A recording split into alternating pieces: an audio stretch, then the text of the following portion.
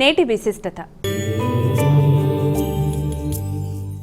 మా ప్రతిరోజు ఆ రోజు యొక్క విశిష్టతను చాలా చక్కగా వివరిస్తారు. మరి నేటి విశిష్టతను కూడా వివరిస్తారా? తప్పనిసరిగా. ఈ రోజున చాలా చాలా చాలా విశిష్టమైన రోజు. ఇది క్షీరాబ్ది ద్వాదశి అంటారు. దీన్ని చిలుక ద్వాదశి అంటారు. అలాగే మదన ద్వాదశి అంటారు. పావన ద్వాదశి అంటారు. ఒక పేరు కాదు, ఎన్ని రకాల పేర్లతో ఇది అత్యంత మహిమాన్వితమైన రోజుగా ఈ రోజుని చెప్తారు. కార్తీక మాసంలో పండగలన్నీ ఒక ఎత్తు అయితే క్షీరాబ్ది ద్వాదశికి చాలా విశిష్టత అనేది ఉంది. ఈ రోజున క్షీరాబ్ది ద్వాదశితో పాటుగా తులసి వివాహం అని కూడా చేస్తుంటారు కొన్ని ప్రదేశాల్లో, అంటే వారి వారి ప్రదేశాల ప్రకారం.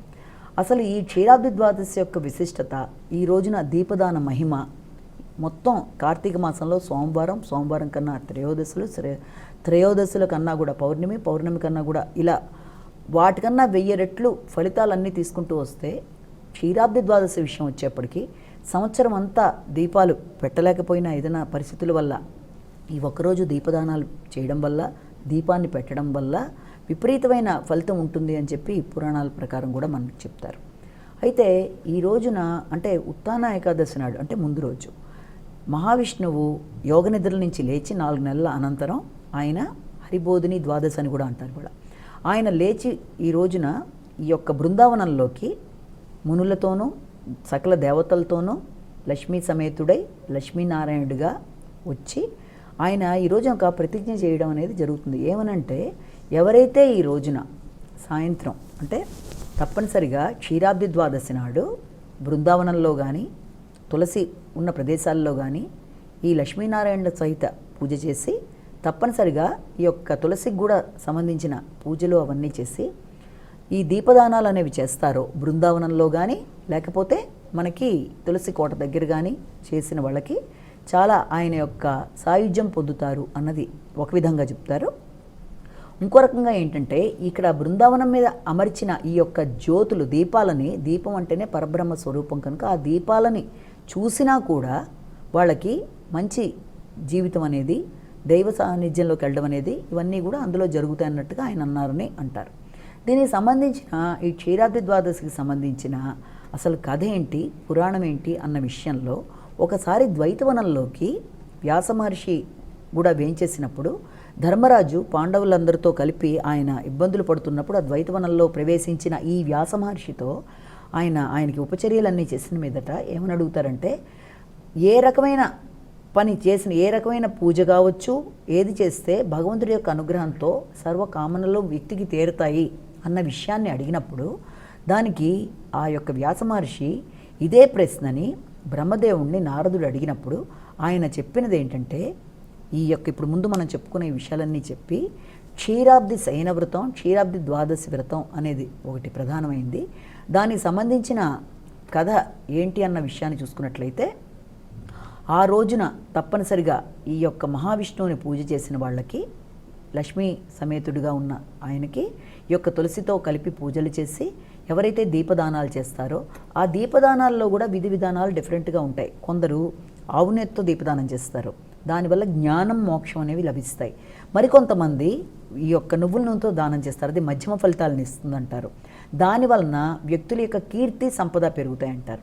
అలాగే అది కూడా లేకపోతే కొందరు ఇప్ప నూనెతోనూ, మరికొందరు అవిసె నూనెలతోనూ, ఇలాగా కామ్యార్థప్రదంగా కొందరు, భోగప్రదంగా కొందరు ఈ యొక్క నూనెల్ని ఉపయోగించినా కూడా ఏది ఏమైనా భగవంతుడికి సంబంధించి ఆవునేత్తో దీపారాధన చేసినప్పుడు జ్ఞానమోక్ష మార్గాల కొరకు ఎక్కువ మంది దాన్ని కూడా ప్రధానంగా తీసుకొని చెప్తూ ఉంటారు. అయితే ఈ దీపదానాల్లో కూడా ఒక దీపాన్ని వెలిగించినప్పుడు వ్యక్తికి సర్వపాపాలు హరించుకుపోతాయని, అలాగే ఒక దీపాన్ని దానం చేసినప్పుడు వ్యక్తి బుద్ధిశాలిగాను, 4 దీపాలని దానం చేసినప్పుడు రాజుగాను, 10 దీపాలని దానం చేసినప్పుడు విష్ణు సాయుధ్యం పొందడంలాగా, ఇలా విభిన్నంగా ఈ దీపాల గురించి, దీపదానాల గురించి దాంట్లో ఆయన వివరంగా అన్ని విషయాలు కూడా ఈ క్షీరాబ్ది ద్వాదశి వ్రతం గురించి చెప్తూ, అన్నిటికంటే ప్రధానంగా ఈ రోజున తులసికి సంబంధించిన వృత్తాంతాన్ని వినడం. తులసికి సంబంధించిన వృత్తాంతం అంటే తులసి లేకుండా అసలు మన యొక్క హిందువులకు సంబంధించిన ఏ ఒక్క దేవాలయాలనే కాదు, ఎవరి ఇంట్లోనూ తులసి లేకుండా ఉండదు. తులసి ఉన్న చోటికి యమకింకర్లు కూడా రారు అంటారు. తులసి యొక్క వాటర్ని కనుక వ్యక్తి స్నానానికి తీసుకున్నా కూడా తప్పనిసరిగా అనేక రకాల పాప పరిహారాలు అయిపోతాయని, తులసితో పూజ లేకుండా అసలు విష్ణుమూర్తికి ఉండదు అని, తులసిని కూడా ఎప్పుడు పడితే అప్పుడు కొయ్యకూడదు అని కొన్ని పర్టికులర్ సమయాలు ఉన్నాయని, అలాగే ఎవరైతే ఈ కార్తీక మాసం అంతా తులసిని పూజ చేస్తారో, ముఖ్యంగా క్షీరాబ్ది ద్వాదశి నాడు తులసికి పూజ చేస్తారో వాళ్ళకి అన్ని విధాలా కూడా అనుకూలతలు అనేవి, స్త్రీలకు సౌభాగ్యం పెంపొందించబడుతుందని ఇలా వివరాలన్నీ కూడా చెప్పినప్పుడు, దీనికి సంబంధించిన విశేషమైన కథ గురించి అడిగినప్పుడు, ఒకసారి కాశ్మీర దేశం నుంచి హరిమేధ సుమేధ అని ఇద్దరు వ్యక్తులు తీర్థయాత్రల కోసం ప్రయాణం చేస్తూ ముందుకు వెడుతున్న సమయంలో వారికి అనుకోకుండా మనకి ఇది కనబడుతుందన్నమాట. అంటే ఒక తులసి తోట లాంటిది కనబడితే అక్కడ వెంటనే హరిమేధ అనే వ్యక్తి ఉండగానే సుమేధ అన్న అతను దాని చుట్టూ ప్రదక్షిణాలు చేసి నమస్కారం పెట్టుకుంటే ఈ హరిమేధ అడగడం జరుగుతుంది, ఏంటి దాని యొక్క ఇదేంటి, ఎందుకు ఇలా చేసామని అడిగితే, మనం కొంచెం దూరంగా వెళ్ళి మాట్లాడుకుందాం, ఇక్కడ ఎండగా ఉందని అక్కడికి వెళ్ళినప్పుడు అప్పుడు చెప్తాడనమాట ఈ యొక్క సుమేధ అన్న అతను,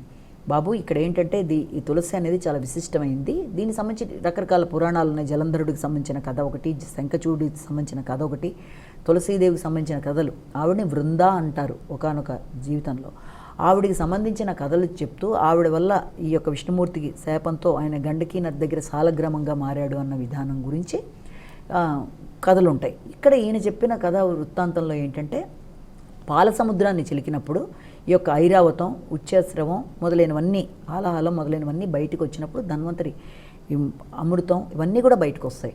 అప్పుడు అక్కడ ఆ అమృతం యొక్క కొనలను పట్టుకుని ఈ యొక్క విష్ణుమూర్తి యొక్క కంటి యొక్క ఆనంద బాష్పాల వల్ల తులసి లభించిందని కూడా ఒక రకంగా అంటారు.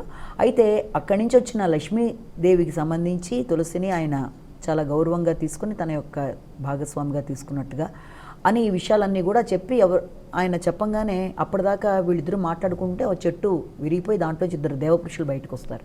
మీరెవరు ఏంటి అని అడిగితే, మేము ఈ తులసి వృత్తాంతాన్ని విన్నప్పుడు మా యొక్క శాప విమోచనం జరుగుతుందని, మేము రోమసింహమునిని, అందులో ఒకతను చెప్తాడనమాట, నేను ఒక గంధర్వుణ్ణి, నేను ఒకసారి నా యొక్క అధిక కోరికల వల్ల నేను రోమసింహమునిని ఇబ్బంది పెట్టి ఆయన మీద నా యొక్క మెడలో ఈ యొక్క దండ ఆయన మీద పడడం వల్ల, ఆయన నాకు శాపం పెట్టడం వల్ల నేను ఇక్కడ చెట్టు తోటలో ఉండిపోయాను, తులసి కథ విన్నాక నేను ఇందులోంచి బయటకు వచ్చాను ఆయన చెప్తాడు. రెండో వ్యక్తి ఏమో తను కూడా ఒక ముని కుమారుడిగా, తను ఒక శాపవశాత్తు దాంట్లో ఉన్నట్టుగా చెట్టు తోటలో ఈ యొక్క కథ మూలంగా తను బయటకు వచ్చినట్టుగా తను చెప్పాడు. మొత్తానికి వాళ్ళిద్దరికీ శాప విమోచనం జరగడం, ఇవన్నీ కూడా వాళ్ళు బయటకు వచ్చి వీళ్ళిద్దరికీ నమస్కారం చేసి, మీరే మా గురువులు పెద్దలు అని చెప్పి ఆ వృత్తాంతాన్ని విన్న మీదట వాళ్ళు పెడుతూ మీ యొక్క తీర్థయాత్ర ఫలం సిద్ధించాలని చెప్పి పెడతారు. అంటే ఇక్కడ ఏంటంటే తులసి యొక్క వృత్తాంతం విషయం కానీ, తులసి యొక్క కథ కానీ, ఎందుకంటే ఈ యొక్క క్షీరాబ్ది కన్యగా లక్ష్మీదేవిని మనని ఈ రోజున విష్ణుమూర్తికి ఇచ్చి వివాహం చేయడం అనేది, ఈ యొక్క తులసి మాతని ఆ రూపంలో భావించడం అనేది, అలాగే కొన్ని చోట్ల ఉసిరి చెట్టుకిను ఈ తులసికి కలిపి ఇది చేస్తారు.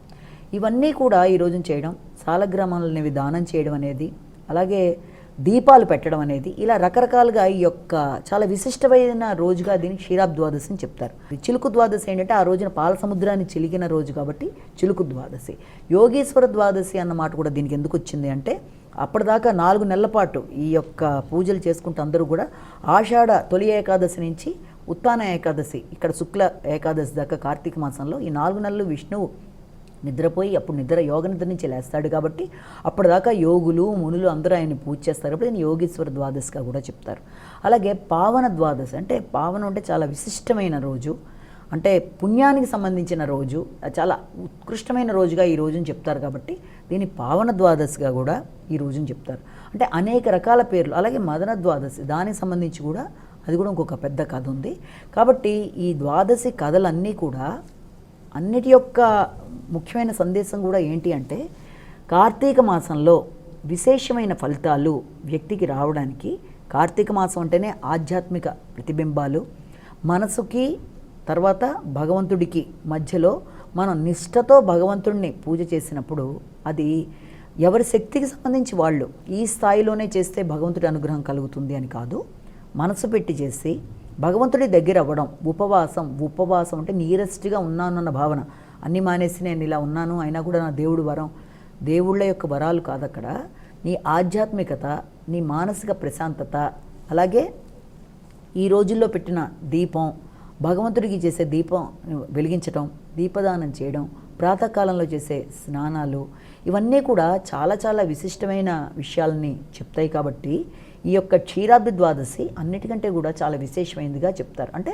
365 రోజుల్లోనూ స్త్రీలందరూ కూడా కొన్ని కారణాల వల్ల పెట్టలేకపోయినా ఈ రోజున పెట్టడం అనేది అన్ని శివాలయాల్లో కానీ విష్ణుమూర్తి ఆలయాల్లో కానీ చాలా చక్కగా ఈ రోజున, అంటే కార్తీక మాసం అంతా ఈ ఒక్క రోజునే కాదు, కార్తీక మాసం అంతా కూడా శివకేశవుల ఆలయాలు చాలా చక్కగా ఆధ్యాత్మిక శోభని చూపిస్తూ ముందుకెడతాయి.